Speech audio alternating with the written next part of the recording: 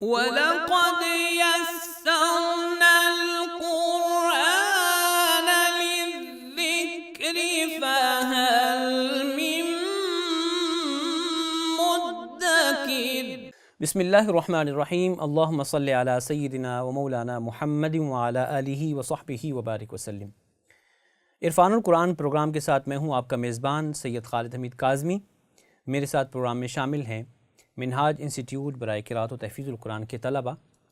سامعین و ناظرین، آج ہم فن تجوید کے ایک اہم موضوع پر گفتگو کرنے جا رہے ہیں، اور یہ اہم موضوع ہے مخارج کا بیان، یعنی جن حروف کو درست کرنے کے لیے ہم کوشش کر رہے ہیں، آج ہم ان حروف کی ادائیگی کی جگہ کو جانیں گے کہ اصولی طور پہ جب آپ کو یہ علم ہوگا کہ آپ نے کس حرف کو کس جگہ سے ادا کرنا ہے تو آپ اس کو درست پڑھنے پر قادر ہو سکیں گے۔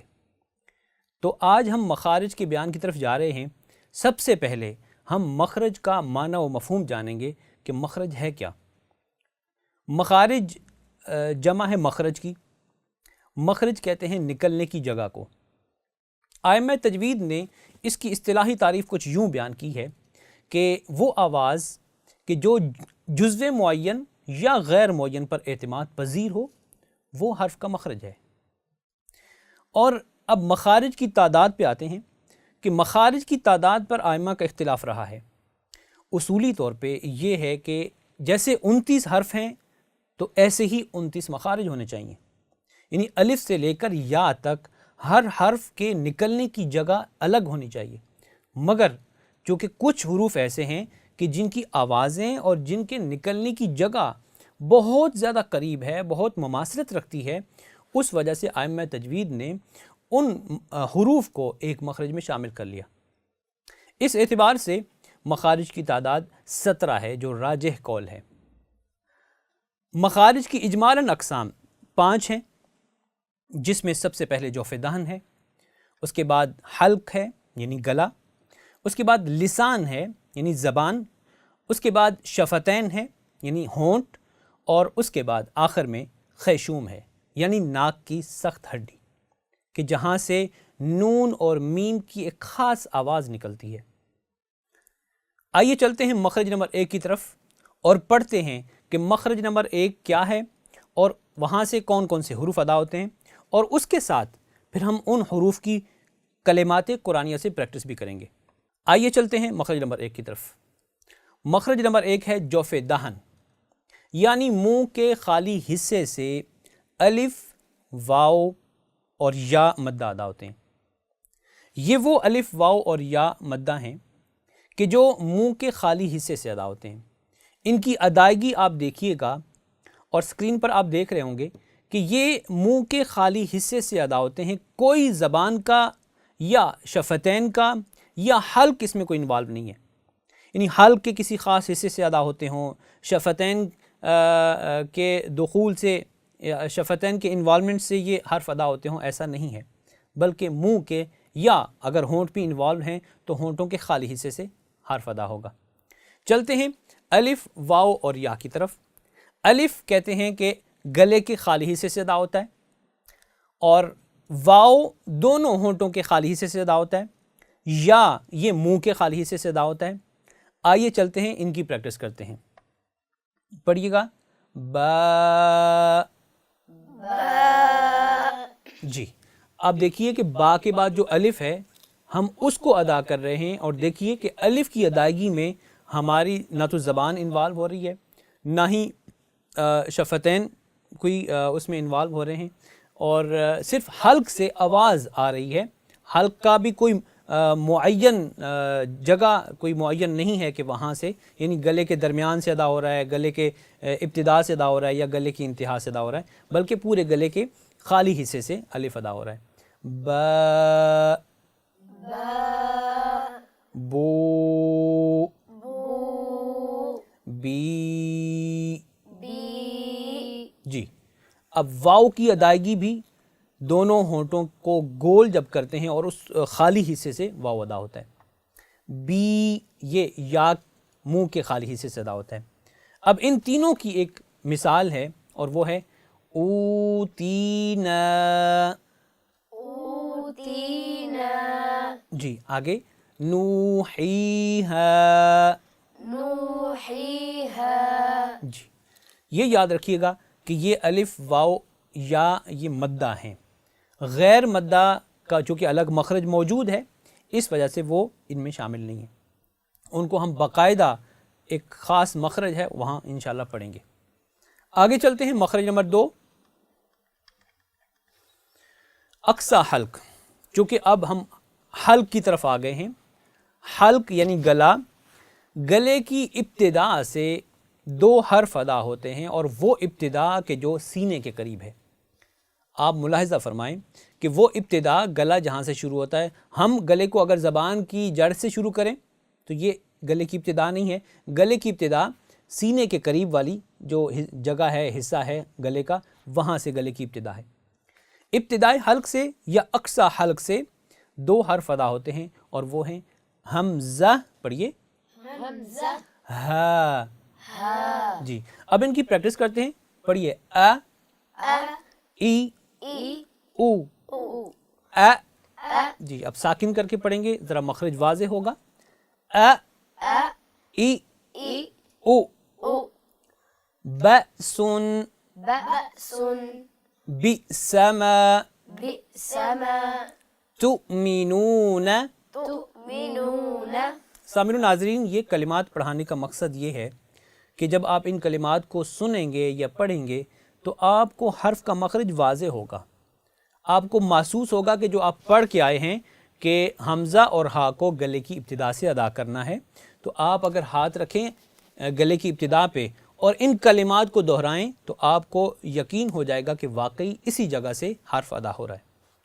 آگے چلتے ہیں، ہا، ہا، ہی، ہی، ہو، ہو، اہ، اہ، اہ، اہ، اوہ، اوہ، تہتدون، تہتدون، اہدنا، اہدنا، مہتدین۔ مہتدین۔ جی یہ تھا مخرج نمبر 2۔ آئیے چلتے ہیں مخرج نمبر 3 کی طرف، اور مخرج نمبر 3 ہے وسط حلق، یعنی حلق کا درمیان والا حصہ، یہاں سے عین اور حا ادا ہوتے ہیں۔ یہ 2 حروف کہ جو گلے کے درمیان سے ادا ہوتے ہیں، اگر ان کی ادائیگی میں ذرا بھی سستی کی، یعنی آپ ان کو گلے کی ابتدا سے ادا کریں تو یہ عین حمزہ بن جائے گا اور یہ ہا ہا بن جائے گا۔ جیسے آپ نے پڑھا اقصی حلق سے کتنے حروف ادا ہوتے ہیں؟ 2، کون کون سے؟ حمزہ اور ہا۔ اب اگر عین اور ہا کو آپ وسط حلق کی بجائے ابتدائی حلق یعنی اقصی حلق سے ادا کریں گے تو حرف کیا بن جائے گا؟ عین حمزہ بن جائے گا اور ہا ہا بن جائے گا۔ احتیاط کرنی ہے، یہ 2 حروف بہت مشکل حروف ہیں، ان کی ادائیگی پہ آپ نے فوکس کرنا ہے تاکہ یہ درست ادا ہوں۔ پڑھیے آ، ع، عی، عی، عو، عو، آ، اع، اع، اع، اوع، اوع، یعلمون، یعلمون، اعلموا، اعلموا، معتدین۔ معتدین۔ آگے چلتے ہیں ہا، ہا، ح، حی، حی، حو، حو، اح، اح، اح، اح، اوح، اوح، احمد، احمد، احسان، احسان، محسن۔ محسن۔ سامعین و ناظرین، یہ مثالیں پڑھانے کا مقصد یہ ہے کہ جب آپ پڑھ لیتے ہیں کہ آپ نے کون سے حرف کو کس جگہ سے ادا کرنا ہے، اور پریکٹس کیے بنا آپ جب قرآن کریم کی تلاوت پہ جاتے ہیں تو آپ ان حروف کو نہ زبر زیر پیش کے ساتھ پریکٹس کر چکے ہوتے ہیں اور نہ ہی ساکن کر کے آپ پریکٹس کر چکے ہوتے ہیں اور نہ ہی کلمات میں ان کا استعمال کر چکے ہوتے ہیں، تو اس وجہ سے یہ آپ کو مشکل پیش آتی ہے کہ آپ اس حرف کو ناقص ادا کرتے ہیں۔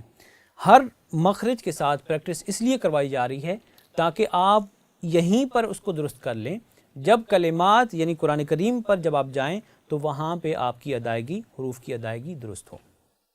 آگے چلتے ہیں مخرج نمبر 4، اور یہ ہے ادنیٰ حلق۔ اس مخرج میں یعنی یہ 2 حروف اس میں شامل ہیں اور یہ گلے کی انتہا سے ادنا حلق یعنی گلے کی انتہا سے دو حرف ادا ہوں گے، غائن اور خا۔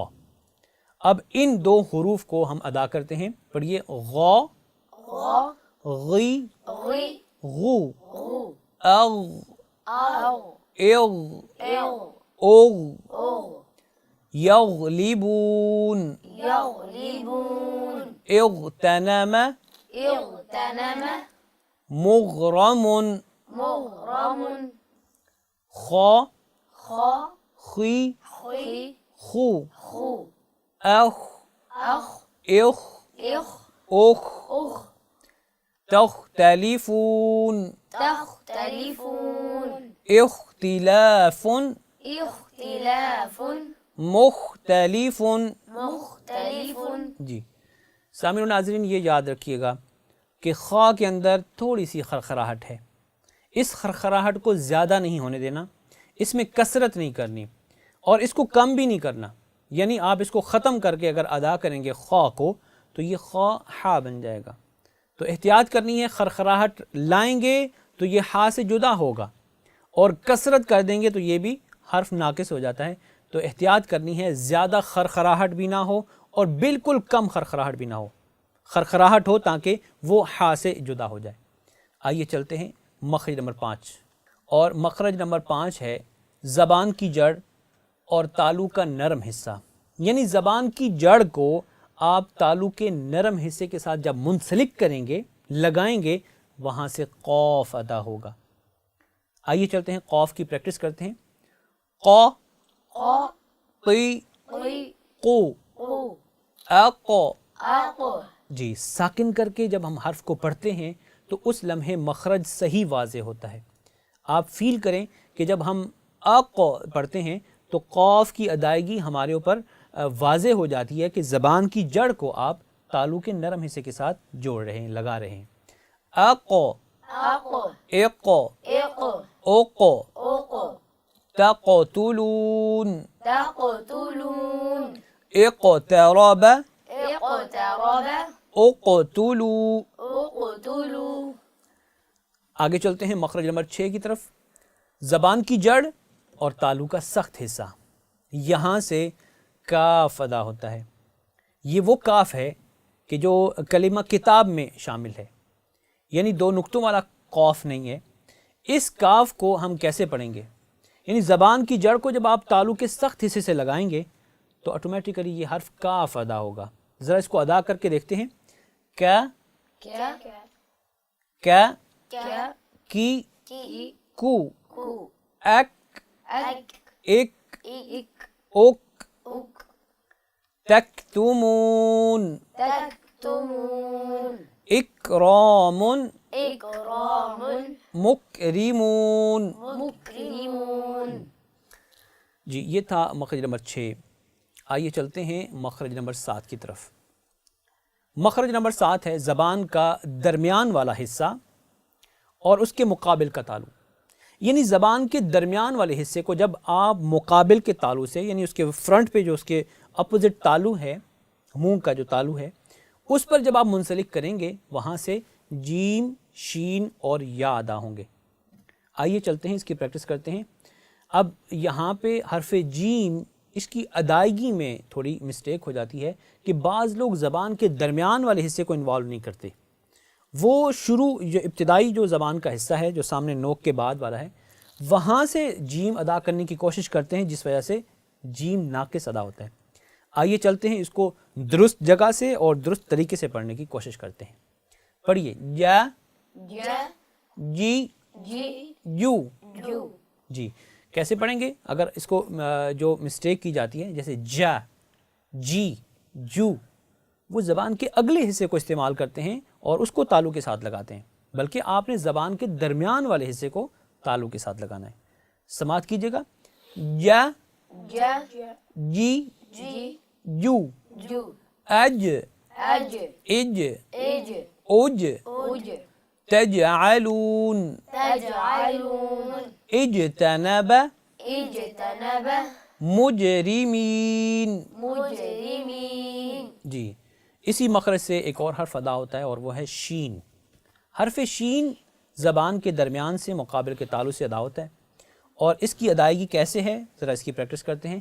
ش، ش، شی، شی، شو، شو، اش، اش، اش، اش، اش، اش، اشہد، اشہد، اشفاق، اشفاق، مشفق۔ مشفق۔ جی آئیے چلتے ہیں تیسرے حرف کی جانب کہ جو مخرج نمبر 7 سے ادا ہوتا ہے، اور یہ حرف ہے یا کا۔ آپ کو یاد ہے کہ ہم نے جب پہلا مخرج پڑھا تو وہاں پہ بھی ہم نے یا کو پڑھا، وہ یا مدہ تھی اور یہ یا غیر مدہ ہے، یعنی وہ یا وہ تھی کہ جو کنڈیشن کے ساتھ ادا ہوتی ہے کہ یا ساکن ہو اور اس کے ماقبل کسرہ ہو۔ یہ وہ یا ہے کہ جو متحرک بھی ہو سکتی ہے، مشدد بھی ہو سکتی ہے، ساکن ماقبل فتح بھی ہو سکتی ہے، یہ یا غیر مدہ نہیں ہے۔ اس یا کو کہاں سے ادا کرنا ہے؟ اس یا کو زبان کے درمیان والے حصے اور اس کے مقابل کے تعلق سے ادا کرنا ہے۔ پڑھتے ہیں یا، یا، یی، جی، یو، یو، ایو، ایو، ایا، ایا، ایا، ایا، اویا، اویا، یا ایہا الذین۔ یا ایہا الذین۔ سامعین و ناظرین، اس کے بعد آنے والے جو بھی مخارج ہیں وہ دانتوں سے متعلق ہیں، تو اس سے پہلے کہ ہم ان مخارج کی طرف جائیں، سب سے پہلے ہم دانتوں کی اقسام پڑھ لیتے ہیں تاکہ ہمیں علم ہو کہ مخرج کی تعریف میں جب دانتوں کا ذکر ہو تو ہمیں پتہ ہو کہ کون سا دانت اس میں انوالو ہے، تو ہم اس مطابق پھر ہم اس حرف کو ادا کرنے کی کوشش کریں گے۔ دانتوں کی اقسام 6 ہیں، جس میں ثنایا، رباعیات، انیاب، ضواحک، طواحن اور نواجذ شامل ہیں۔ اب یہ میں آپ کو تقسیم کر کے بتاتا ہوں کہ ثنایا کون سے ہوتے ہیں، رباعیات کون سے ہیں، انیاب کون سے ہیں، ضواحک اور طواحن اور نواجذ کون کون سے ہیں۔ مگر اس سے پہلے آپ کو یہ بتاؤں کہ انسان کے منہ میں کل 32 دانت ہیں، اور اس میں 12 دانت ہوتے ہیں، اور جس میں 20 جو بڑے دانت جن کو داڑیں بولتے ہیں وہ ہوتی ہیں۔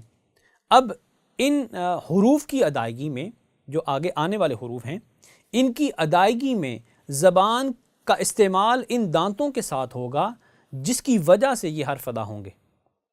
اب چاہے وہ تا، دال اور طا ہے، صرف زبان سے ادا نہیں ہوتے جب تک دانت اس میں انوالو نہ ہوں۔ کون سا حصہ دانتوں کا انوالو ہوگا وہ انشاءاللہ ہم مخارج میں پڑھیں گے۔ سب سے پہلے ہم دانتوں کی اقسام کو ڈیٹیل سے پڑھتے ہیں۔ ثنایا سامنے والے 4 دانتوں کو کہتے ہیں، یعنی جو آپ کو انسان کے منہ میں بالکل سامنے نظر آتے ہیں، 2 بڑے اوپر اور 2 بڑے نیچے دانت ہوتے ہیں، ان کو ثنایا بولتے ہیں۔ اوپر والوں کو ثنایا علیہ اور نیچے والوں کو ثنایا سفلی کہتے ہیں۔ ثنایا کے دائیں بائیں، اوپر نیچے کل 4 دانت، ان کو رباعیات بولتے ہیں۔